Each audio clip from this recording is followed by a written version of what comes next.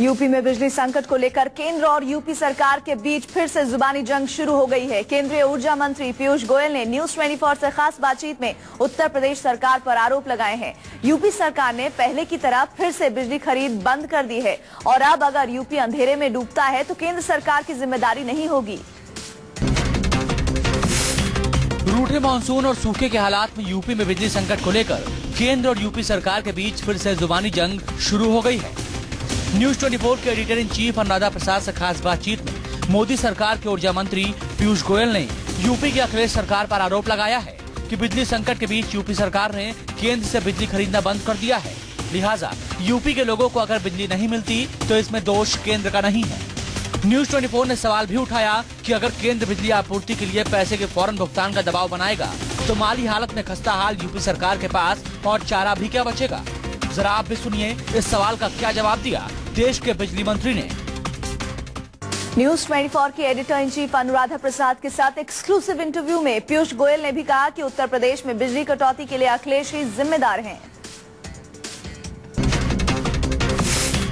दरअसल यूपी और केंद्र के बीच बिजली आपूर्ति के सवाल पर यह जुबानी जंग चुनाव नतीजों के दिन से शुरू हो गई थी।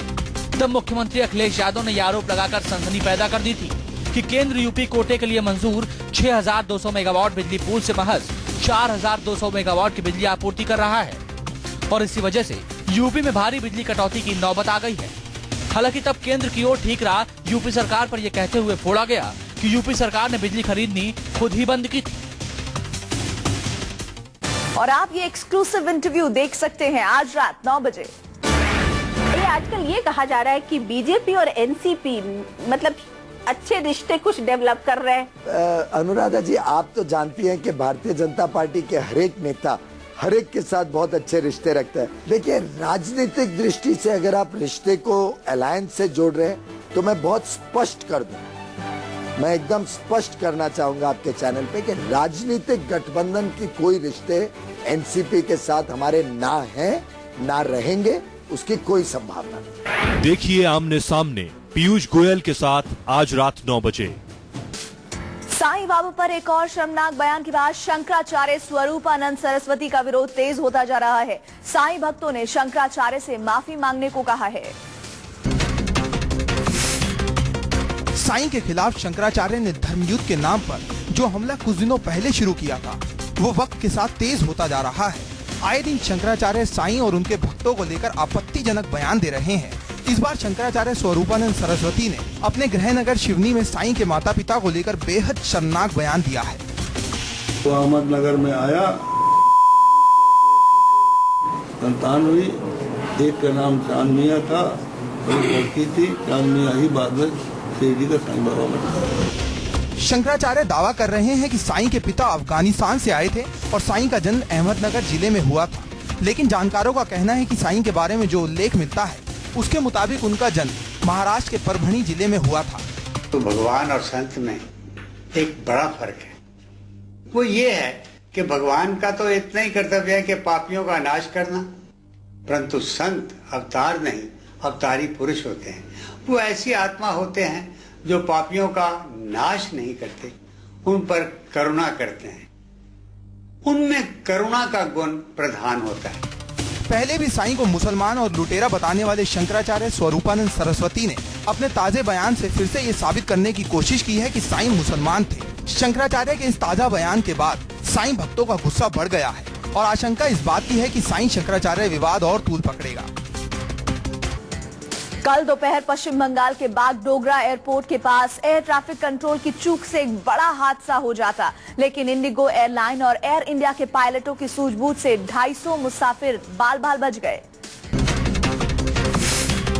शुक्रवार दोपहर बाद पश्चिम बंगाल के बागडोगरा एयरपोर्ट के करीब आसमान में उस वक्त एक बड़ा हादसा टल गया जब एयरपोर्ट से उड़ान भर चुका इंडिगो एयरलाइन का विमान हवाई अड्डे पर लैंड कर रहे एयर इंडिया के विमान के बिल्कुल सामने आ गया। लेकिन पायलटों की सूझबूझ और तुरंत कार्रवाई से ये बड़ा हादसा बहुत ही कम फासले से टल गया।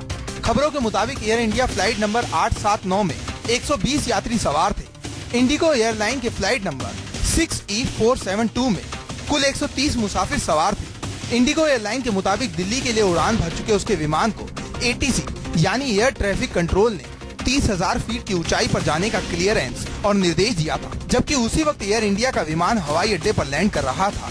ऐसे में दोनों विमान 1000 मीटर की दूरी बनाए रखने के नियम का उल्लंघन करते हुए बेहद करीब आ गए। लेकिन दोनों विमानों के पायलटों ने मौके की नजाकत को भांपते हुए फौरन एहतियाती कदम उठाया और अपने विमानों की दिशा को बदलते हुए एक बड़ी दुर्घटना को टाल दिया। बारिश आज भी मुंबई को पानी पानी कर सकती है। मौसम विभाग के मुताबिक अगले 2 दिन भारी बारिश और हाई टाइड की चेतावनी है। शुक्रवार सुबह मुंबई की तस्वीर यही रही। मॉनसून की जोरदार दस्तक ने माया नगरी को पानी पानी कर दिया। लगातार हुई तेज बारिश ने कभी न थमने वाले शहर को जैसे थाम कर रख दिया। कई इलाकों में घुटनों तक पानी भर गया। बरसात इतनी जोरदार हुई कि सुबह घर से निकलते ही लोगों का सामना ट्रैफिक जाम से हुआ। सड़कों पर उतरी गाड़ियों के पहिए थम गए, लंबा जाम लग गया। लोग घंटों ट्रैफिक में फंसे रहे, जाम से जूझते रहे। हिंद माता, Kurla, Marve road, Malad, P D'Mello road जैसे इलाकों में सड़कों पर घुटनों तक पानी भर गया। जगह जगह जमा पानी को निकालने के लिए भारी मशक्कत करनी पड़ी। पंप लगाकर अधिकारियों ने कई इलाकों से पानी निकाला। मुंबई की लाइफलाइन कहे जाने वाली लोकल ट्रेनें भी बारिश के असर से अछूती नहीं रह पाई। बरसात के मौसम में समंदर भी उफान पर है। हाई टाइड को देखते हुए प्रशासन ने लोगों को समंदर से दूर रहने की चेतावनी दी है। मौसम विभाग के मुताबिक अगले 48 घंटे मुंबई पर भारी पड़ेंगे। अगले 2 दिन मुंबई में फिर भारी बरसात होगी। और इधर झारखंड के बोकारो में पंचायत के आदेश पर नाबालिग से बलात्कार। तो मन नहीं, सचमुच के मुझे गोली लगी है।